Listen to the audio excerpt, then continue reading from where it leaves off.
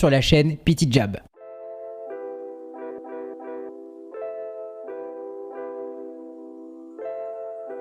Petit Jab est un groupe de travail réunissant plusieurs professionnels de santé. Nous sommes majoritairement des kinésithérapeutes, mais nous avons la volonté d'être rejoints par d'autres professionnels de la santé en France. Aujourd'hui, nous avons deux objectifs principaux. D'une part, faciliter la transmission de la science vers les professionnels cliniciens. D'autre part, faciliter la compréhension de la médecine pour le grand public. Pour tout découvrir, n'hésitez pas à cliquer sur le lien qui s'affiche Et à suivre notre prochaine vidéo. N'oubliez pas de vous abonner à notre chaîne YouTube, ainsi que sur nos différents réseaux sociaux. Et à bientôt sur Petit Jab.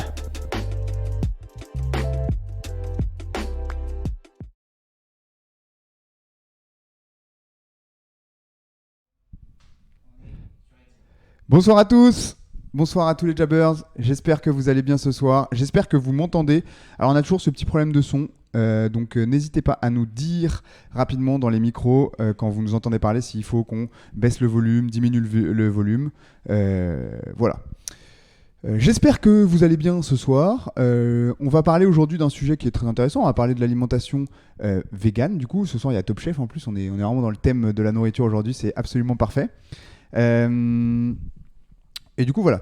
On a des nouvelles personnes qui sont sur le plateau avec nous, des gens qui ne sont jamais venus chez Petit Jab. Et du coup, on va d'abord introduire pour commencer. Je suis désolé pour le retard aussi. Je m'excuse bien évidemment. On a quelques minutes de retard. On m'entend, tout va bien, on m'entend. Et bah écoutez, c'est nickel si on m'entend. Du coup, je vais laisser se présenter déjà notre nouvelle chroniqueuse qui est probablement un petit peu plus expert que tous les gens de Petit Jab sur le sujet. Et du coup, on a invité sur le plateau avec nous ce soir, c'est donc Jeanne. Jeanne, je te laisse te présenter rapidement. Merci. Du coup, bonjour, moi c'est Jeanne Bouteiller, je suis kinésithérapeute dans ce même cabinet. Je suis kiné du coup à Physiosport Levallois. Et voilà, j'ai une pratique qui fait que je traite les troubles musculo-squelettiques. Et c'est vrai que ma pratique est assez orientée sport. Tout à fait. Et on remercie bien évidemment Physiosport Levallois, le cabinet dans lequel travaille Jeanne, de nous accueillir ici dans ce beau cabinet, tout neuf, n'est-ce pas ? Merci encore. Merci à Antoine qui est en régie derrière, qui fait ses premiers pas en régie aussi. Donc s'il y a des bugs, bien évidemment, vous insultez Antoine, bien évidemment, tout simplement. Et du coup, aujourd'hui, nous avons l'honneur de recevoir donc Clément ici sur le plateau. Clément, je vais te laisser te présenter. On a même un petit asset que tu peux montrer du coup. Voilà, en cliquant juste sur le bouton et qui va apparaître à l'écran. Voilà, Clément, je te laisse continuer. Tu peux te présenter tranquillement. Bonsoir à tous, merci pour cette présentation. Donc, je suis Clément Noël, je suis kinésithérapeute aussi. Je travaille à Paris actuellement, mais j'ai travaillé aussi à Physiosport Levallois avec Jeanne pendant une année.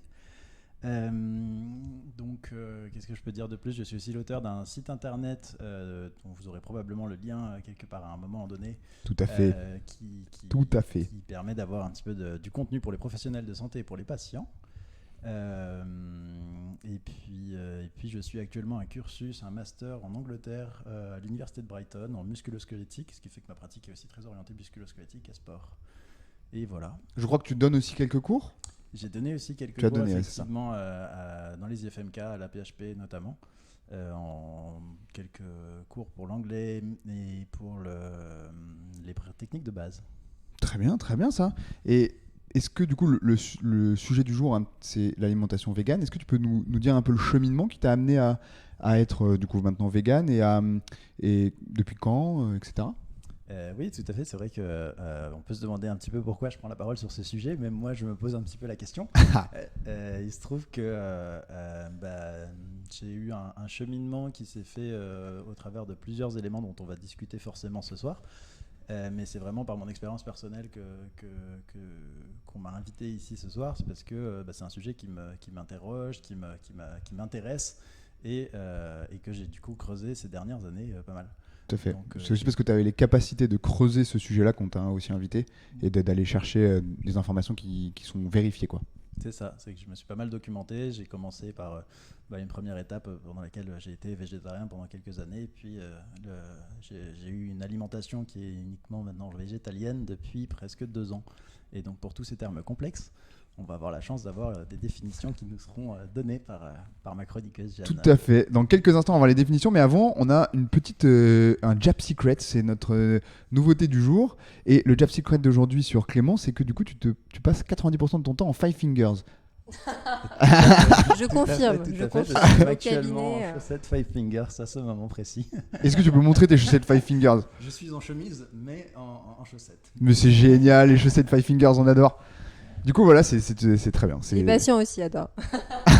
Tout le monde adore. Je fais aussi au cabinet, tout à fait. C'est génial, c'est génial. Du coup, notre première chronique, en effet, c'est que on entend parler de végétarien, végétalien, vegan, flexivore, omnivore, tout plein de choses. Et du coup, Jeanne va essayer de débroussailler un petit peu tout ça et de vous offrir du coup la possibilité de comprendre un peu mieux les termes qu'on va utiliser aujourd'hui. On a un petit asset, Antoine, que tu peux envoyer. Et puis, avec la belle tête de Thibaut qui se pose plein de questions, comme d'habitude. Et du coup, Jeanne, je vais te laisser du coup commencer. Il y a toujours un petit décalage, je vous préviens, entre ce qui est après. Ah non, ça c'est pas celle-là. Ok, d'accord, très bien. Voilà, c'est parti.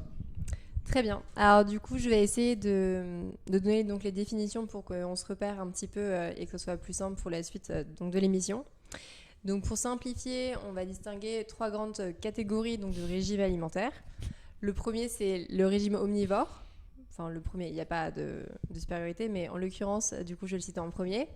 Ensuite, du coup, végétarien et ensuite végétalien ou autrement appelé régime alimentaire vegan. Donc, omnivore, c'est en fait des gens qui se nourrissent de tout et donc indifféremment par rapport végétaux ou animaux. Les végétariens, c'est des gens donc, qui ont une alimentation qui exclut la viande et le poisson. Et au sein de cela, certains excluent également les œufs, certains excluent également les produits laitiers, certains excluent les œufs et les produits laitiers. On peut aussi considérer une sous-catégorie de végétariens avec des personnes qui seraient semi-végétariennes ou alors aussi flexitariens. Et donc ça, ce sont des gens qui en fait ont une alimentation à prédominance végétarienne, mais qui occasionnellement peuvent consommer parfois des produits animaliers.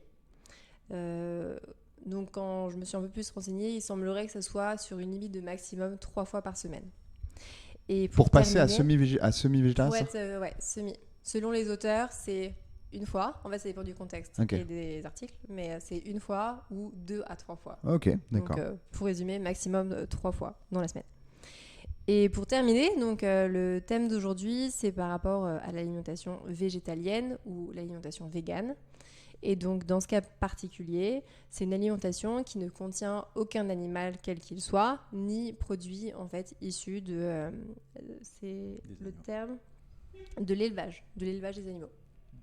C'est ça, Clément, tu confirmes globalement tout ce qui a été dit là? Ouais, tout à fait, c'est très juste. Et en fait, ces catégories-là, elles sont intéressantes, surtout, on les précise par rapport à la littérature scientifique, parce qu'en réalité, c'est dans les articles où il faut qu'ils puissent définir de qui ils parlent dans la population qui est étudiée. Et donc, c'est en ça que ces catégories-là sont intéressantes. Après, chacun est libre plus ou moins de s'attribuer le qualificatif qu'il souhaite. L'idée, c'est pas d'être exclusif, c'est au contraire, c'est simplement d'avoir un langage commun pour que tout le monde se comprenne.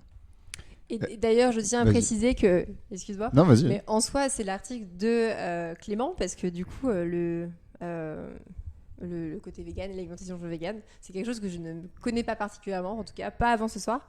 Et donc, voilà, l'article scientifique vient de Clément. Ok. Et je pense que du coup, sur le plateau là, on est 4. Je pense que tu es le seul vegan de nous 4.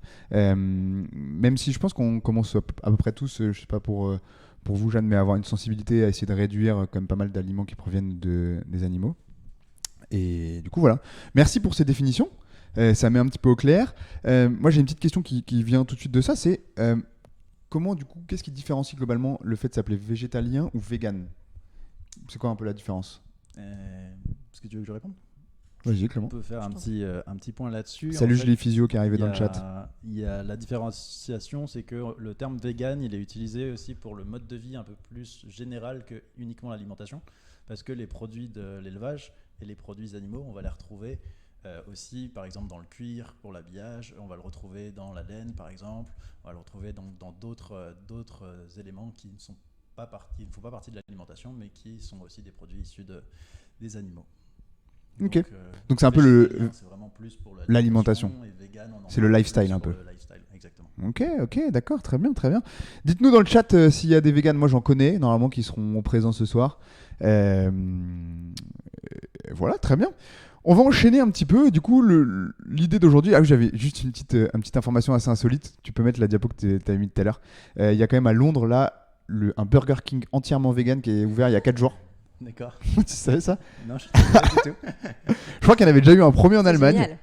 Quoi? C'est génial. C'est génial. Enfin, c'est drôle. Ça va apparaître, vous pouvez voir l'image. Probable. Il est vraiment genre entièrement vegan. Formidable. Mais même dans la construction des matériaux et tout quoi. Pour construire le... C'est trop bien, non? Énorme. Voilà. Donc même les grandes marques de fast-food pas très vegan à la base s'y mettent un petit peu. Du coup, c'est très intéressant. On n'a pas beaucoup de gens vegan, je crois, dans le chat encore. Je sais pas si Sophie Smith regardera ce soir, mais je sais qu'elle est vegan aussi. Du coup, on veut essayer, pour aborder plein de sujets avec vous, de débriefer sur pas mal de mythes qui existent autour autour justement de l'alimentation végane. Et pour ça, je vais demander une petite transition en régie et je laisse la parole.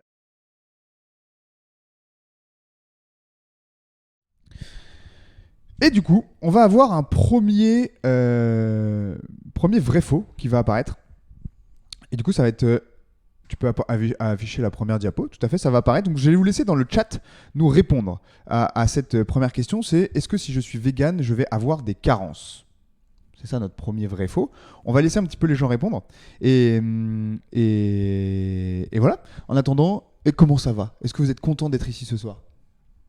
Bah, tout à fait. Très content d'être ici ce soir. Un peu Parfait. stressé d'être en live pour une première fois. Parce que je n'ai jamais fait de live ni de télévision auparavant. Tu as déjà fait des petites conférences, non? J'ai déjà vu peut-être même sur des webinaires et trucs comme ça, non? J'ai fait du live effectivement pour la traduction de toute la partie OMT France de la comment ça s'appelle déjà, la SFP, Ouais.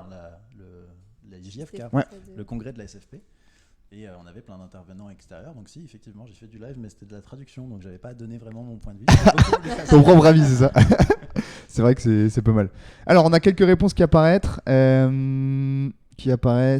Faux. Il y a du oui, il y a du vrai, il y a du faux. Il y a des gens qui disent qu'il faut compenser. Il y a des gens qui disent qu'on peut mettre de la courgette dans les gâteaux. C'est une très bonne remarque, bien évidemment. Je rappelle, hein, comme d'habitude, n'hésitez pas à répondre, à poser vos questions dans le chat, etc. Pour qu'on puisse interagir avec vous. Plus on interagit avec vous aussi, nous, plus on s'amuse ici. Donc, est-ce que du coup, tu pourrais nous répondre à cette question? Est-ce que c'est vrai ou est-ce que c'est faux? Est-ce que je vais avoir des carences si je suis vegan? Alors, pour répondre à cette question de façon un peu pertinente, je vais commencer par ne pas y répondre. Je vais commencer par expliquer le contexte. Quand on pose cette question, ce qui est important de se rappeler, c'est que si on pose la question de est-ce qu'on va avoir des carences si on devient vegan ou si on a une alimentation uniquement végétale, c'est qu'on part du postulat que l'alimentation omnivore qu'on a actuellement, donc quand on mange de tout, est absente et exempte de carences. Ouais, remplit tout, quoi. Et donc est déjà très, très équilibré. Et en fait, ce qu'il faut déjà rappeler, c'est qu'une alimentation omnivore est, dans la population générale, est très souvent carencée. Et donc on retrouve des carences notamment en vitamine B9, en vitamine C, en vitamine D, en magnésium ou en fibres. En fait, il y a déjà des carences dans notre alimentation de base selon les sources de l'OMS. D'accord. Et donc c'est le premier élément, c'est déjà qu'il ne faut pas essayer de se dire j'ai une alimentation qui est équilibrée, si je fais un changement, je risque des carences. C'est peut-être que j'ai déjà des carences de base et j'aimerais bien les connaître et éventuellement savoir quelles sont les carences de chacun des types d'alimentation que je peux avoir. Intéressant, je savais pas ça du tout. Enfin, ça paraît quand même assez logique en fait. Je me dis, globalement, je pense que la population mondiale mange pas très bien. Exactement. Forcément, ça... les rapports de l'OMS nous montrent que on a beaucoup de soucis de ce point de vue-là, du point de vue de l'alimentation, qui mène beaucoup de problèmes par la suite sur la santé. Ça pourrait être un facteur de risque justement, d'apparition de pathologies. Exact. Okay. Ça, on y reviendra un petit peu plus tard, effectivement. Donc la vraie question, c'est comment manger équilibré et en bonne santé finalement, et qu'est-ce qui constitue une alimentation équilibrée et une alimentation qui nous va bien. Et puis du coup, forcément, on va faire le focus sur l'alimentation végétale, vu que c'est le thème de ce soir, tout à fait. Donc par rapport à la question, c'est à la fois vrai et à la fois faux, donc, parce que comme je vous disais, c'est une histoire de contexte. Ce qui est vrai, le point très important par rapport à l'alimentation végétale, c'est qu'il y a notamment la vitamine B12 qui est très difficile à trouver quand on a une alimentation végane et un petit peu aussi difficile quand on a une alimentation végétarienne. Et donc c'est la seule réelle carence qu'on peut développer à partir de ce type d'alimentation-là. Ok, parce que la vitamine B12 se trouve dans la viande en fait. Oui, la vitamine B12 est exclusivement trouvée dans les animaux, mais c'est, de ce que j'ai compris, de base quelque chose qu'on va retrouver, enfin c'était à la base un champignon ou une levure ou une bactérie qui se trouvait dans le sol et qui était donc présente sur nos végétaux autrefois et qui était forcément ingérée par les humains quand ils mangeaient les végétaux qui se trouvaient dans la terre et qui était aussi ingérée par les animaux qui mangeaient les végétaux qui sont présents dans la terre, qui mangeaient ces levures et ces bactéries. Globalement, c'est pas forcément quelque chose qui est directement présent dans les animaux, mais qui était plutôt présent dans la terre qu'on pouvait retrouver. Exactement. Donc okay. En fait, c'est l'histoire de la chaîne alimentaire et c'est pour ça qu'en écologie, on parle beaucoup de l'impact de l'éradication des différentes espèces parce que quand une espèce manque, ça joue sur tous les autres maillons de la chaîne alimentaire. Jeanne, est-ce que tu manges de la terre ? Non. Non, je ne mange pas de la terre. Je te remercie, Pio, de me poser la question. Je me demande si ça m'est pas déjà arrivé, moi, de manger de la terre, peut-être dans certaines situations alcoolisées, globalement. On a une première question. Est-ce que, du coup, tu vas prendre des compléments, toi ? Alors, on y viendra peut-être après, on y répondra, parce qu'on va avoir des questions et des mythes qui nous permettront d'aborder ce genre de sujet après. Mm-hmm. Donc Vas-y, simplement pour faire un petit récapitulatif sur les différents éléments qu'on va retrouver plus facilement dans les différents types d'alimentation. Donc on sait que globalement, je vais lire un petit peu ma slide parce que j'ai pas tout en tête. Lis donc. Mais il y a des micronutriments qui sont plus faciles à trouver quand on a de l'alimentation végétale. Donc comme la vitamine B9, la vitamine C, le magnésium et les fibres qui sont souvent carencés, comme on le disait plus tôt dans l'alimentation occidentale classique. Mais en revanche, on va avoir plus de mal à trouver de la vitamine D, des acides gras oméga 3 et notamment donc la B12. Donc pour revenir juste rapidement à la B12, parce qu'effectivement c'est la question, c'est ce qu'il faut supplémenter. La réponse c'est bien évidemment oui. Il faut se supplémenter en B12 quand on est vegan parce que effectivement on ne peut pas en avoir suffisamment pour ne pas être carencé. Parce que qu'est-ce que ça occasionnerait des carences en vitamine B12 ? On ne sait pas bien. En fait, la littérature scientifique, elle n'est pas très claire sur les carences en vitamine B12. On sait que ça intervient dans certains cycles. Je ne sais pas si vous vous souvenez de votre P1 en médecine, si vous avez des connaissances en biochimie, si vous êtes dans le public. Mais ça intervient dans certains cycles moléculaires, donc à une échelle très petite, dans la création de l'énergie. Le cycle de Krebs, je me rappelle que tu l'as, moi, je crois. Ce genre de choses. Mais donc on ne sait pas bien quels sont les effets, on sait qu'il y a plein de symptômes qui peuvent être retrouvés, mais il faut savoir que c'est une carence qui met énormément de temps à se développer parce que le foie en contient beaucoup et on a de très bonnes réserves en général en B12 pour les adultes. D'accord. Et donc en fait une carence en B12 elle se fait au fil de plusieurs mois voire plusieurs années. Donc okay. C'est pas quelque chose qu'on va développer dans la semaine si on n'a pas pris ces gélules, c'est quelque chose qui est vraiment très bien stocké et qui donc se carence mais vraiment avec la durée. Et donc l'important c'est toujours de faire des prises de sang régulières pour savoir si on est carencé. Donc éventuellement tous les 6 mois ou tous les ans et après une fois qu'on est complémenté, on n'a plus forcément besoin de le faire sauf à l'occasion pour surveiller ces niveaux. Ok. C'est sous quel format ? C'est des petites gélules ou des gélules, des ampoules, il y en a divers types, mais ce qui est rigolo c'est qu'en fait ces compléments alimentaires sont les mêmes qui sont donnés aux animaux et c'est pour ça qu'on retrouve toujours maintenant de la B12 dans les produits animaux parce que les animaux sont supplémentés en B12. Donc d'accord. Comme nous. Donc on donne aux animaux à la place de donner à nous en fait. Et nous quand on va manger dans les animaux, exactement. Finalement, on récupère la B12 qui a été mangée par les. C'est extraordinaire ça. Donc ça c'est la petite anecdote, le fun fact. Ok. Donc en fait, si je réfléchis un peu, c'est finalement même pas l'animal de base qui va donner la B12. Exactement. L'animal de base ou les produits animaux de base n'ont pas de B12 intrinsèquement. On va dire. On a Thibaut dans le chat qui nous dit Clément c'est le vegan le plus fort que je connaisse. Faut savoir que Clément est très fort, c'est vrai. Faut aller voir, il fait des challenges de Spider-Man juste à côté dans la salle là. C'est vrai, on lance des petites modes au cabinet. C'est bien, c'est très bien. Tu l'as fait, Jeanne, ce challenge ? Non, je crois que je l'ai vu, non ? J'ai aidé à un challenge avec Thibaut et Clément, mais c'était d'un tout autre type. Le port de charge. Exactement, les pompes lestées. Les pompes lestées ? Lestées par un collègue, naturellement. Jeanne, en l'occurrence. C'est ça. Il sait même faire le drapeau de Thibaut. Ça aurait pu être dans le Secret Jabber. On va enchaîner un petit peu, du coup, sur le deuxième mythe. Est-ce que tu peux afficher ça, Antoine, s'il te plaît ? Et du coup, c'est est-ce que la viande est le seul moyen que j'ai d'obtenir finalement des protéines ? Parce que c'est un peu ce qu'on entend souvent, il faut manger de la viande pour avoir des protéines. Ça fait partie des espèces de mythes de l'alimentation qui existent. Est-ce que tu peux nous en dire un petit peu plus justement là-dessus ? Alors, déjà, on va attendre un peu la réponse des gens. On a le faux, hein, faux. Je pense que là, les gens, ils sont pas si crédules sur tous ces mythes, et puis surtout que maintenant, il y a quand même beaucoup de choses qui sortent finalement sur de plus en plus. Le lifestyle vegan est de plus en plus entre guillemets à la mode. Je sais pas si c'est vraiment une mode ou pas. Je sais pas si ça a toujours existé, c'est juste plus médiatisé. Je sais pas ce que t'en penses là-dessus. T'as l'impression d'en voir plus, toi, Jeanne, ou pas? J'ai l'impression que la génération Y et encore plus la génération X sont plus sensibilisés à ça. En tout cas, j'ai l'impression qu'il y a un intérêt grandissant pour ça, et donc ça ne m'étonnerait pas que dans les générations futures, qu'on en voit de plus en plus. Je suis assez d'accord. En tout cas, autour de moi, il y en a de plus en plus. Ouais. Moi, c'est pareil, c'est des trucs qu'on n'entendait pas du tout il y a une dizaine d'années, et que maintenant, on voit des gens dans nos cercles assez proches, finalement, qui ont passé à ça. Est-ce qu'il y a un peu d'épidémiologie, justement, là-dessus? Je sais pas si tu sais. Là-dessus, je vais vous renvoyer à une conférence qui justement m'a beaucoup inspiré pour la création de ce live. Faux. Et donc cette conférence dans laquelle il y a une partie historique justement sur l'histoire du végétarisme et du végétalisme, et qui remonte du coup assez loin, vu que ça remonte à l'Antiquité. Pythagore était lui-même végétarien. C'est énorme.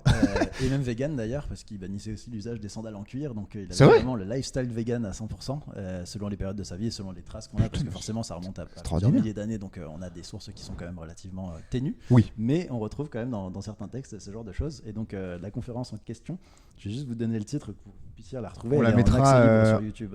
On la mettra en lien. On la mettra en lien après sur Instagram, sur tes réseaux, nos réseaux, on verra, mais tout à fait. On Donc, mettra. Le titre, c'est le végétarisme est-il un problème? Et donc on a 3 intervenants qui font 3 parties. Aurélien Barraud qui fait une introduction un peu éthique et philosophique, Renan Larue qui fait la partie philosophique et philosophique et historique, et le docteur Pellet qui fait la partie scientifique et santé. J'ai jeté un œil à cette conférence en préparant l'émission, et c'est vrai que c'est très intéressant. On apprend beaucoup de choses finalement sur ce lifestyle et sur toute la réflexion qu'il peut y avoir derrière. On abordera ça très rapidement. On va essayer de rester centré quand même principalement sur l'alimentation aujourd'hui. Et du coup, tu vas pouvoir nous donner cette réponse. Est-ce que la viande est la seule solution pour obtenir des protéines? Alors pour cette question précisément, on va pouvoir faire une réponse par oui ou par non. Effectivement, ça n'est pas du tout la seule source de protéines. Ouais, je crois que le chat avait un peu deviné là. Le chat avait effectivement tout bon. Donc des protéines, on en retrouve dans pas mal de choses, notamment dans tout ce qui va être légumineuse, les lentilles, les haricots, les fèves, ce genre de choses, dans les céréales beaucoup, les oléagineux, les graines, certaines épices. Et puis notamment tous les produits à base de soja, donc tout ce qui va être tofu, tout ce qui va être lait de soja, etc. Ce sont des sources de protéines assez riches. Et d'ailleurs, on a une petite surprise pour les jabbers qui nous suivent, c'est qu'on va mettre une petite infographie sur Instagram probablement, et sur, je sais pas, peut-être d'autres réseaux sociaux. Ouais, je pense Instagram au moins. Alors on l'a pas sur le live là, Antoine, donc ne t'inquiète pas, mais c'est un truc qu'on va mettre, c'est un espèce de déroulé comme des posters un peu. Ce sont des posters tout à fait qui ont été faits par, je sais plus exactement, je crois que c'est une université canadienne ou un groupe canadien en tout cas, et qui ont fait ce petit poster avec les différents aliments et leur teneur à chaque fois en protéines. Coup de stress d'Antoine. Et donc c'est assez rigolo parce qu'on peut savoir exactement quelles sont les teneurs en protéines de chacun de ces aliments-là. Ouais, grave. Et je crois que Jeanne, en plus, pour revenir un petit peu là-dessus, c'était très intéressant. On en reparlera un petit peu au niveau de la santé, mais tu avais proposé un outil qui était super cool. On y reviendra un peu, je vous tease un peu. J'ai essayé tout à l'heure. C'est énorme. On vous tease avec ça et Jeanne présentera après ce petit outil. Donc on en parle après. Alors. Exactement. Du coup, on va enchaîner avec notre prochain mythe, n'est-ce pas? Alors, ça va revenir un petit peu à ce qu'on a dit sur les carences. Être vegan, ça veut dire manquer de fer. Si je suis vegan, je vais forcément manquer de fer. Un peu la même idée, le mythe qui est véhiculé derrière ça, c'est que le fer, ça vient du sang, et que si je ne mange pas de viande, je ne mange pas de sang, et du coup, je ne peux pas avoir de fer dans mon corps. Est-ce vrai ou n'est-ce pas vrai, monsieur l'expert? Bon, on va laisser peut-être les jabbers répondre déjà dans oui, les bien commentaires. évidemment. Et je peux faire un petit point justement sur les protéines, parce qu'en fait, on a été assez rapide, mais il y a plein d'éléments qui sont intéressants sur les protéines. Parce qu'il y a la question déjà de est-ce que c'est la seule source? On a vu que c'était non, mais après il y a l'histoire des quantités.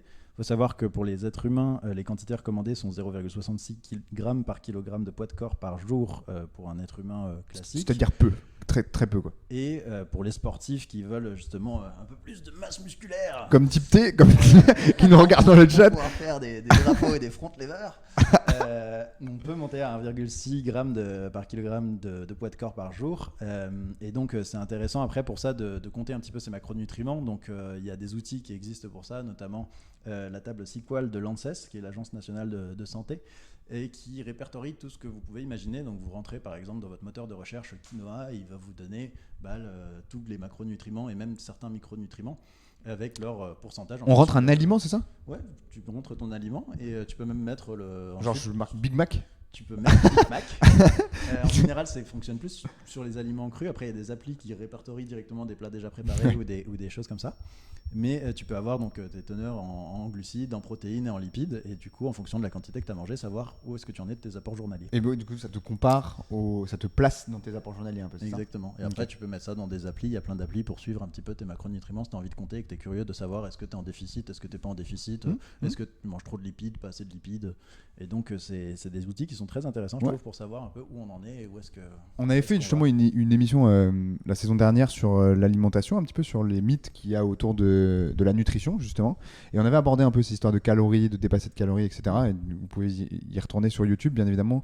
Tous les replays sont sur la chaîne YouTube. Vous pourrez retrouver celui-là de cette émission dès demain sur la chaîne YouTube. On le partagera bien évidemment sur nos réseaux pour que vous puissiez voir ça. Je crois qu'il y a eu quelques questions qui sont apparues ou pas? Est-ce que je peux rajouter un petit Bien quelque sûr, chose? vas-y, Ouais, rajoute. ça marche. Je voulais juste te dire par rapport à la population générale, actuellement il semblerait que en fait en France on consomme davantage de protéines animales que de protéines végétales et du coup il a été recommandé d'inverser le rapport et en fait de plus consommer de protéines végétales que d'animales. Pour la santé, j'imagine, mais il y a aussi peut-être des notions écologiques peut-être derrière tout ça? Certainement, là il me semble que c'est plutôt les recommandations du ministère de la Santé. Ok. Donc je suppose Ouais. dans ce montant. Et ça, c'est effectivement des questions qui reviennent souvent. On se pose la question, est-ce que les protéines végétales et animales sont équivalentes en termes de qualité? Et oui, souvent, déjà, il faut savoir qu'une protéine, c'est une chaîne d'acides aminés, et que tous les aliments contiennent tous les acides aminés, mais dans des proportions différentes. Et donc, ce qui est intéressant, effectivement, c'est d'avoir des apports variés, parce que si on ne mange que de la viande exclusivement, on va manquer de certains acides aminés. À l'inverse, si on ne mange que du quinoa, on va manquer de certains acides aminés aussi. Et j'avais vu d'ailleurs pour ça qu'on pouvait très bien varier au sein d'une même journée et c'était pas grave si on n'avait pas les apports entre guillemets complets sur un même repas. Si jamais c'était réparti dans la journée, c'était correct bien. aussi. Ouais. Alors même sur la semaine ou même en global. Ouais. On n'a pas répondu du coup à la question et donc je répète, être vegan, est-ce que c'est manquer de fer? Est-ce que tu peux nous répondre de manière claire sur celle-là? Tout à fait. La réponse claire, c'est actuellement scientifiquement les études qui essayent de quantifier ça montrent qu'il n'y a pas de différence significative. Donc les gens qui ont une alimentation végétale et les gens qui ont une alimentation omnivore ont des taux de fer qui sont similaires. Donc il n'y a pas de carence en fer de ce point de vue-là. Mais on a quand même, comme toutes les études scientifiques, le petit bémol de la tendance qui fait que c'est pas significativement différent, mais on voit quand même que les réserves en fer sont un peu moins importantes chez les personnes ayant une alimentation végétale. Donc à surveiller justement d'avoir quand même des apports qui soient suffisants. Mais ce qui est rigolo avec le fer aussi, c'est que il y a deux éléments. C'est le fer qu'on va manger dans une alimentation omnivore, en fait, il vient qu'à 15% de l'alimentation de la viande. Et donc en réalité, le reste des apports se fait par les végétaux de base, même quand on mange de tout. Quand tu bois ton petit verre de sang le matin, quoi. C'est ça. Au réveil en sortant du cercueil. C'est ça. Jeanne, tu voulais ajouter quelque chose peut-être? J'ai vu que Oui, je voulais ajouter quelque chose. Il me semble que c'est un petit peu plus compliqué d'assimiler le fer de par les aliments végétaux. Et du coup, il était question possiblement d'apporter des stratégies pour l'assimiler au mieux. J'avais lu en l'occurrence que si jamais on avait un taux suffisant de vitamine C, par exemple, c'était bien. Si jamais on mangeait un élément qui apportait du fer avec des légumineuses, c'était encore mieux. Pour fixer en fait le fer, c'est ça? Oui, c'est ça. Okay. Pour l'absorber, il me semble. Et il y avait un dernier paramètre, peut-être qu'il va me revenir. C'est ça, oui. D'éviter le thé ou le café juste avant le repas ou juste après. Ah bon? Ouais. Exactement. C'est quand même ce qu'on fait tous. Prendre un petit café à la fin de notre repas. Je l'ai retenu parce que ça m'avait vachement étonné. Bah, de ouf. Ouais, c'est vrai, le thé, le café, je savais pas, mais le thé, effectivement, c'est cool. Si c'est les deux, c'est bon à savoir. Il y a beaucoup de jabbers qui vont être des choses, moi aussi, ce soir. C'est trop bien. Mais c'est très bien, carrément. Pour ça. Effectivement, ouais, ça empêche la fixation du fer. Ah bah dis donc, c'est extraordinaire. Ok, on va passer du coup à notre quatrième mythe. Être vegan, c'est bon pour la santé. On va vous laisser un petit peu répondre dans le chat déjà avant d'enchaîner un petit peu. Et voilà. On a une question de Thibaut, du coup on va l'enchaîner. Est-ce difficile du coup d'être vegan et locavore? Alors locavore, on n'a pas défini ça. Locavore, je ne sais pas ce que c'est. Qu'est-ce que c'est, type T? Il faudra m'informer d'abord de ce que c'est. Le mec, il est au fin fond du Costa Il est Rica. loin, Je crois- ouais, je ça, pense- il est loin, mais il alors- est présent là. Non, mais je crois que j'ai une petite idée. Je me demande s'il n'entend pas par là le fait de manger des aliments qui viennent de là où tu habites. Ok. Est-ce que c'est ça? Manger local. Manger Voilà. local, exactement. Putain. Très bien, très bien. Bah, Comment on dit ça en espagnol, Thibaut, là? c'est ça, dis-nous. Parce que le contexte, je vous le rappelle, Thibaut est en train de faire des cours d'espagnol au Costa Rica. Tout à fait. Comment on dit Bah, locavor? Locavor. Locavor. Ce qui change, c'est l'accent. Est-ce que tu peux nous écrire l'accent, s'il te plaît, Thibaut Physio? Donc, du coup, est-ce que c'est difficile? Est-ce que peut-être c'était une question un peu plus personnelle? Comment tu le ressens, toi, comme dans ta vie? Est-ce que tu trouves que c'est quelque chose qui est difficile à mettre en place? Alors, la question que ça soulève, c'est là, on est plus sur l'alimentation, mais plus sur le lifestyle en général, parce Ouais. qu'effectivement, il y a différents, en général, les gens qui s'intéressent à leur alimentation et à l'écologie vont aussi chercher à manger local, vont aussi chercher à manger en vrac, zéro déchet, etc. Et effectivement, plus on met de contraintes et plus c'est compliqué. Mais faut savoir qu'en général, en France, on a la chance d'avoir quand même une terre extrêmement fertile et on produit beaucoup de choses et de tout. Et donc, à proximité en France et voire à proximité immédiate en Europe, on a quand même une production de quasiment tout ce dont on a besoin en termes de végétaux. Et il n'y a pas forcément besoin d'importer des Thibauts du Costa Rica. Ok, du coup, tu vas pouvoir peut-être répondre à cette question-là. Est-ce qu'être vegan, donc c'est bon pour la santé ou pas? Et là, c'est très intéressant comme réponse. Alors, effectivement, là, il y a plusieurs points parce que du coup, ça va faire le lien entre plein d'études différentes. Mais globalement, on s'est rendu compte que l'alimentation végétale, effectivement, était un facteur protecteur en fait, pour un certain nombre de pathologies. Donc, il faut savoir que déjà, ça diminue l'obésité, que ça diminue les phénomènes d'hypertension artérielle, l'hypercholestérolémie, le diabète de type 2, les maladies cardiovasculaires, certains cancers, notamment le cancer colorectal qui est beaucoup associé à la consommation de viande, et même des choses un petit peu plus abstraites comme la cataracte. Je crois que je vais arrêter la viande, moi. Donc c'est dans des proportions différentes à chaque fois, avec mais des choses quand même assez surprenantes, notamment pour l'hypercholestérolémie. Il faut savoir qu'une alimentation 100% végane a un effet aussi protecteur que les médicaments qu'on prescrit pour l'hypercholestérolémie, à C'est savoir vrai la statine. Et ça sur une taille d'effet qui est vraiment Alors, incroyable, c'est-à-dire que C'est fou, ça. Ça voudrait dire que aussi si efficace que le on... médicament. T'imagines juste quand on réfléchit un peu plus loin à ça, le coût que ça pourrait économiser? Si tu enlèves les médicaments, qu'en plus de ça, l'alimentation végane coûte moins cher, je pense, que de l'alimentation pas végane. Je sais pas si tu as étudié un petit peu ce Alors l'aspect financier, ça c'est une question qui est assez difficile à répondre parce que ça va dépendre de ce que tu consommes, justement, d'où ça vient, de où tu l'achètes et de ce que tu prépares. Donc du point de vue Ça, c'est un peu dur à économique, dire. c'est un peu dur à dire, je pense. Mais je pensais plutôt, tu vois, genre les coûts de production. Genre, on sait que l'industrie agroalimentaire autour de la viande, par exemple la production laitière, etc., c'est des choses qui coûtent très très cher et qui sont écologiquement très, très dévastatrices, quoi. Tout à fait. Donc ça pourrait être très intéressant, ça. Et du coup, on a... vas-y, je te laisse continuer à répondre. Est-ce que c'est bon? Là, ça a l'air d'être bon pour la santé de ce que tu nous sors là. Et ensuite, on a une dernière étude parce qu'en fait, sur toutes ces études-là, elles vont comparer un élément très précis, donc sur un type de pathologie ou sur un critère de jugement. Comme toujours en science, on est obligé d'avoir des questions très précises pour avoir des réponses très précises. Mais il y a une étude qui a essayé de faire plus global en étudiant les taux de mortalité, toutes causes confondues. Donc, c'est-à-dire qu'ils ont vérifié en gros juste les pourcentages de gens qui décédaient selon leur régime alimentaire et ils se sont rendus compte qu'il y avait une gradation, c'est-à-dire que quand on était omnivore, j'ai plus le tableau, je crois qu'on avait une petite slide, mais là, on a une baisse de la mortalité qui va être de moins 8% quand on est semi-végétarien, moins 9% quand on est lacto-ovo-végétarien et moins 15% quand on était vegan. Donc, même au global, sur justement tous les problèmes qu'on pourrait rencontrer, les gens meurent moins quand ils ont ce type d'alimentation. Mais tu te dis, il y a un tel impact en fait finalement de l'alimentation comme facteur de risque. Après, de plus en plus on en entend parler. Je pense que c'est un peu comme on parle énormément de l'activité physique en ce moment comme un impact qui a un impact énorme aussi sur la santé. On avait pu un peu l'aborder nous aussi sur des précédentes émissions. On voyait que ça faisait vraiment réduire le risque, par exemple la course à pied, et réduire le risque de mourir, quoi. Pareil sur d'une dizaine de pourcents. C'est quand même assez extraordinaire. Ouais, c'est vrai. Puis c'est des choses qui sont à notre portée, qui sont assez accessibles. Et en fait, comme on le disait au tout début de l'émission, le problème c'est qu'on a quand même une population qui est de plus en plus sédentaire, de plus en plus mal nourrie.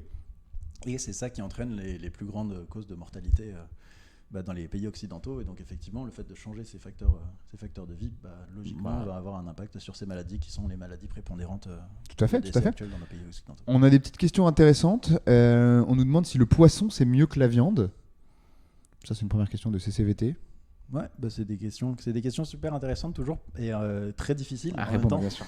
parce que tout dépend de ce qu'on entend par mieux. Ouais. Et ça va dépendre donc du critère de jugement, et ça va dépendre de si on parle d'un point de vue écologique, si on parle d'un point de vue santé, si on parle de plein de choses.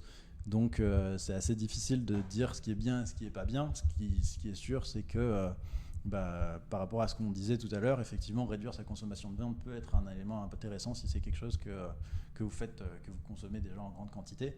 Après, dire que l'un est mieux que l'autre, c'est difficile. Et puis, il y a des éléments, comme je disais au début, qu'on va retrouver plus facilement dans la viande, d'autres qu'on va retrouver plus facilement dans le poisson, notamment sur les chaînes oméga 3 dont on parlait au début de. Ça, c'est très présent dans les poissons, justement. C'est très, très présent dans le poisson, mais après, ça va être très présent aussi dans d'autres sources végétales, comme l'huile de colza, l'huile de lin, tout plein d'autres petites choses. Je crois que j'en ai fait un petit mémo là-dessus si je le retrouve, parce que c'est intéressant aussi, vu que les oméga 3 à chaîne longue, on en a un petit peu en déficit pour les alimentations végétales, donc c'est bien de connaître les sources. Et c'était dans... j'ai perdu ma petite liste. En attendant, est-ce que peut-être Jeanne, tu peux nous parler justement de ce petit site que tu nous avais envoyé et que tu avais trouvé ? Justement, là, il y a un On lien vous le mettra en lien, bien évidemment. Il y a un lien parfait justement entre le poisson et le site. Là, c'est nickel. Parce que, en fait, ce qui était assez rigolo, donc, il faut déjà que j'explique ce que c'est que Exactement. le site. Vas-y, explique donc. Ok. En fait, il y a des chercheurs qui ont travaillé sur l'impact en fait, qu'avait l'alimentation par rapport à notre espérance de vie. Et donc, potentiellement, sur, effectivement, comment on pouvait moduler ceci. Et en fait, je me suis amusée en fait, sur le site à bouger les différents curseurs. Il y a des curseurs pour chaque, catégorie d'aliments. Et en fonction, on voit en temps réel l'espérance de vie qui évolue. Pareil, j'ai essayé tout à l'heure, ça fait peur un peu. Donc il y a des trucs très drôles. Forcément, il n'y a rien de neuf au soleil, mais globalement, si jamais on met plus de légumes, on gagne en année de vie. Globalement, si on mange de la viande, il se peut qu'on perde en année de vie. Mais par contre, le poisson, on perd en année de vie si jamais on en mangeait moins. C'est vrai ? Ouais. Donc il faut manger des sushis encore, quoi. Le problème du poisson, c'est toujours une balance bénéfice-risque, et donc c'est plutôt positif. Mais par contre, le problème, c'est les métaux lourds. Donc, il vaut mieux, si jamais on mange du poisson, manger des poissons qui ne sont pas en bas de la chaîne alimentaire. Genre, il faut manger du requin, quoi. Il faut plus manger requin, je sais pas, mais peut-être moins de crevettes, plus de sol. Ok, très intéressant. T'as retrouvé du coup peut-être Ouais, j'ai retrouvé ma liste. Parfait. Effectivement pour les oméga 3 justement qu'on retrouve dans les végétaux et qui sont du coup les acides gras oméga 3, ce sont ceux dont on parlait pour le poisson justement. Et on en retrouve dans l'huile de colza, dans le lin, dans le chanvre, dans le chia, dans la mâche et dans les épinards.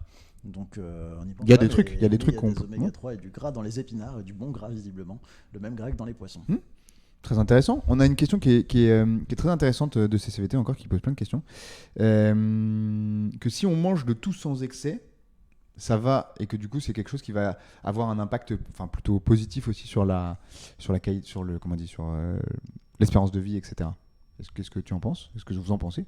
Je pense que ça rejoint un petit peu ce qui était montré dans l'étude dont a parlé Jeanne, c'est qu'effectivement l'idée c'est d'avoir des apports variés, une alimentation variée et quelque chose d'équilibré du point de vue des différents macro et micronutriments.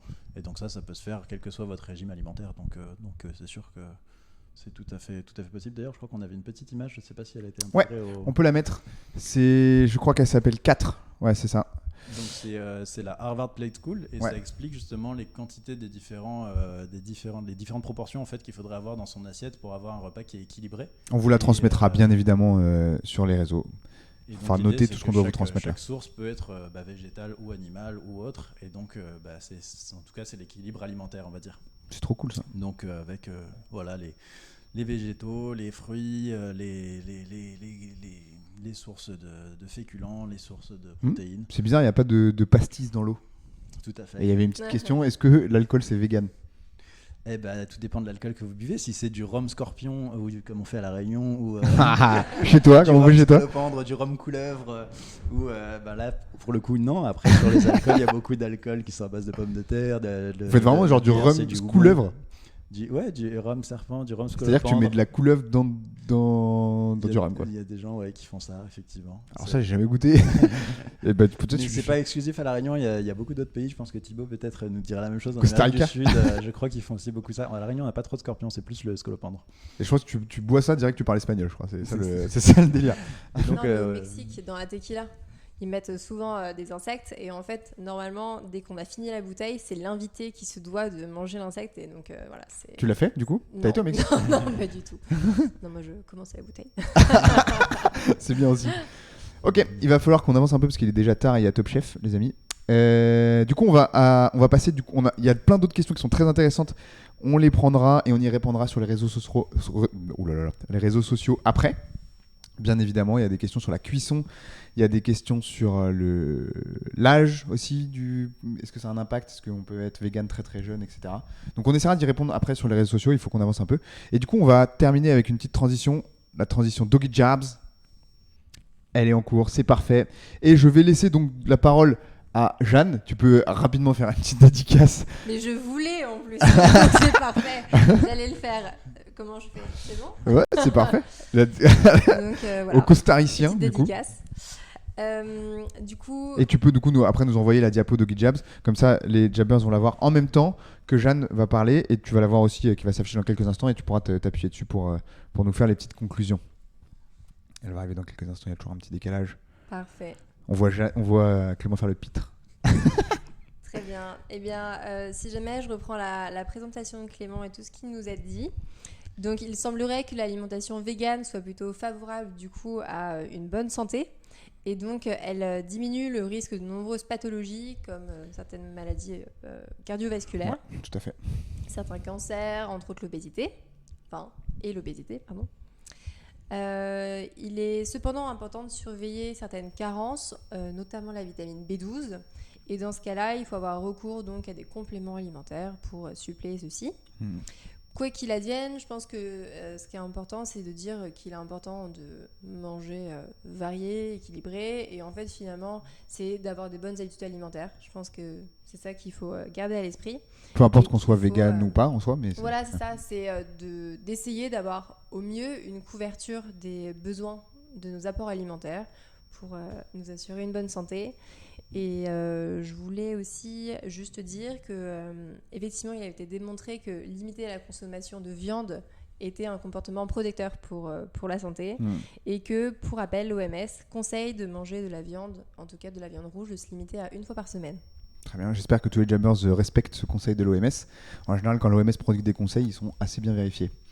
Très intéressant. Et du coup, on vous a préparé aussi un petit point donc, pour aller un petit peu plus loin. Et là, on va laisser la parole à Clément. On va parler un tout petit peu du lifestyle du coup vegan très rapidement. Et on voit qu'il y a des impacts qui sont autres que sur l'alimentation et sur la santé. C'est ce qu'on a voulu nous prioriser ici. Mais il y a d'autres choses qui comptent, n'est-ce pas ? Tout à fait, tout à fait. Là, on a le thème de cette émission, c'était vraiment sur la santé, parce que c'est une émission de santé notamment. Mais il faut savoir que l'idée de ce genre d'alimentation et de lifestyle peut être multiple, et en fait, chacun va retrouver des raisons propres qui lui sont chères. Donc, ça peut être aussi bien des raisons de santé, comme on l'avait évoqué aujourd'hui, mais aussi des raisons plus écologiques, des raisons plus philosophiques, éthiques, par rapport au bien-être animal notamment, des motifs culturels ou religieux. Donc en France, on n'a pas de bol parce que la culture, c'est plus la charcuterie, le bon vin, le vin, le fromage. Et donc, ça va pas forcément dans ce sens, mais il y a d'autres cultures pour qui, par exemple en Inde, je sais que c'est un rite de passage à l'âge adulte. Les gens ont tendance à devenir végétariens à l'âge adulte comme une preuve d'accomplissement de soi. Et donc, culturellement, c'est une transition qui existe. Et peut-être beaucoup plus que dans notre société occidentale, quoi. Beaucoup plus que dans la société occidentale, effectivement. Après, ça peut être des motifs religieux aussi. Dans certaines religions, on ne va pas manger certains aliments. Bien sûr. Ça peut être des questions de valeurs aussi personnelles pour se sentir bien par rapport à ses propres valeurs. Donc chacun peut faire ses choix par rapport à ses propres motifs et ses propres envies. Et l'idée, c'est que si vous avez envie de changer quelque chose, vous devez pouvoir le faire selon ce que vous souhaitez. Et les professionnels que vous consultez sont là pour vous accompagner dans cette démarche-là. Tout à fait. Pas pour vous imposer leur point de vue, ça c'est important. Personne ne doit devenir vegan ou végétarien ou carnivore parce qu'on lui a dit, mais simplement parce que c'est quelque chose qui lui fait plaisir. Et ça, c'est quand même globalement un beau mot de fin, c'est que tant que, comme a bien dit Jeanne, vous essayez de respecter une alimentation équilibrée et qui vous apporte ce dont vous avez besoin et pas trop plus, et ben vous faites un peu ce que vous voulez. Globalement, après, c'est des convictions personnelles et c'est tout. Et c'est pour ça qu'on ne doit pas juger, parce que c'est beaucoup arrivé, des gens qui sont véganes, mais on ne doit pas non plus, dans l'autre sens, crier, vouloir convaincre absolument, quand on est végane, les gens qui vous entourent. Et bah écoutez, merci d'avoir été si nombreux. On a une petite question, je vais te la garder pour la fin, c'est une de monsieur Romain Humeau. Quel est ton plat vegan préféré du coup ? Oh, c'est une très très bonne question. Mais les goûts et les couleurs, c'est tout à fait indépendant. Mais j'adore personnellement les currys de légumes. Donc justement, très bon choix. Comme on parlait d'Inde, tout ce qui va être des bons petits légumes revenus dans du lait de coco avec plein d'épices, notamment des épices de chez moi de La Réunion. Ça, c'est vraiment mon grand kiff. Énorme. Et toi, Jeanne, du coup ? Bah moi, c'est le gâteau au chocolat que Clément la courgette fait. Ah, mais oui. En fait, je suis fan du gâteau au chocolat, mais vraiment. Et donc, je crois que tout gâteau au chocolat confondu, il y en avait un qui était incroyable. C'était celui que tu avais fait qui était vegan. Donc, je pense que c'est hyper important pour les jabbers. Les jabbers, c'est ça. Les jabbers. Pour les Que gourmands du coup, jabbers. on puisse mettre en ligne cette putain de recette. On peut mettre tes recettes. Désolée. C'est très bien, t'as le droit de jurer. Ouais, Sur je suis Twitch, désolée. on peut jurer, il n'y a aucun souci. Eh bien écoutez, on a beaucoup de choses à vous transmettre après cette émission, donc n'oubliez pas de nous suivre sur les réseaux sociaux, principalement sur Instagram. Vous pouvez aussi suivre donc Jeanne et Clément ici, qui on transmettra bien évidemment leur Instagram. Vous avez vu, ils ont été tagués dans toutes nos publications avant ça. N'hésitez pas à partager cette émission et le replay à vos patients, si vous êtes des professionnels de santé, mais aussi à votre entourage qui se pose des questions un petit peu sur cette alimentation végane. Je pense qu'on a répondu à beaucoup de choses aujourd'hui. Et puis, on peut peut-être refaire une émission dessus. Mais pourquoi pas on pourra peut-être refaire une émission. On pourra peut-être faire en live un gâteau vegan. Un live cuisine, vegan. Ça a été déjà proposé. Un petit live, c'est ce qu'on nous disait, que c'est que Top Chef, c'est pas vraiment vegan. En tout cas, merci à tous de nous avoir suivis. Merci beaucoup. Ça a été un plaisir encore pour moi de vous recevoir. Merci beaucoup pour l'invitation. C'était très très cool. Et puis j'espère vous revoir peut-être sur d'autres émissions et d'autres choses qui pourraient être intéressantes. Tout à fait, avec plaisir. Et merci beaucoup. Merci à tous. Et ciao les jabbers. Salut.